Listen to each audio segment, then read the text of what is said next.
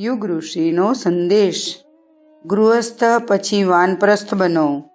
ગૃહસ્થમાં રહેતા રહેતા એક અવસ્થા એવી આવે છે જ્યારે તેની જરૂરિયાતો ઓછી થવા લાગે છે। ઘરનું સંચાલન સંતાનો સંભાળી લે છે। ધન અને કામ્ય પ્રયોજનોને પૂરા કરી લેવાથી ઇન્દ્રિયો પણ તૃપ્ત થઈ ગઈ હોય છે। શાસ્ત્રોમાં આ અવસ્થા 50ની આસપાસની માનવામાં આવી છે। 50 વર્ષ પછી લોકોએ પોતાનો ભાર કુટુંબના સૌથી મોટા પ્રતિનિધિને સોંપી દેવો જોઈએ અને પોતે લોકહિતના કાર્યોમાં રસ લેવો જોઈએ। મોટી ઉંમરના માણસો તથા યુવાનોના વિચારોમાં સમાનતા હોતી નથી। તેથી કૌટુંબિક જીવનને ખોટા સંઘર્ષોથી બચાવવા માટે પણ પ્રૌઢોએ પોતાનું જીવન સમાજને સમર્પિત કરી દેવું જોઈએ।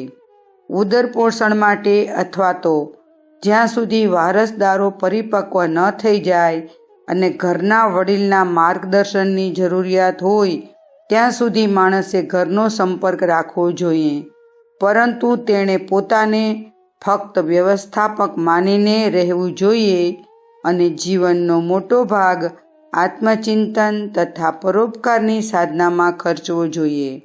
ખોટી આસક્તિ તથા મોહના કારણે લોકો પરિવારને છોડવા ઈચ્છતા નથી। તેઓ તેને વળગી રહેવા ઈચ્છે છે। તેમને એવો વહેમ હોય છે કે જો હું નહીં રહું તો બાળકોના જીવવાનું મુશ્કેલ બની જશે। આવી ખોટી મોહબુદ્ધિ પરિવારમાં અનેક બખેડા ઊભા કરે છે। પાછલી ઉંમરમાં પરિવારનો મોહ છોડી દેવો તે એક નૈતિક ધર્મ કર્તવ્ય છે।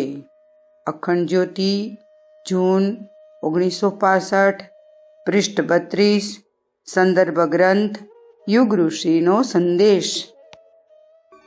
શાંતિકુંજ વિડિયો ગુજરાતી યુટ્યુબ ચેનલને સબસ્ક્રાઇબ કરો તથા બાકીના વિડિયોઝનો લાભ લેવા માટે બેલ આઇકન જરૂર દબાવો। ધન્યવાદ।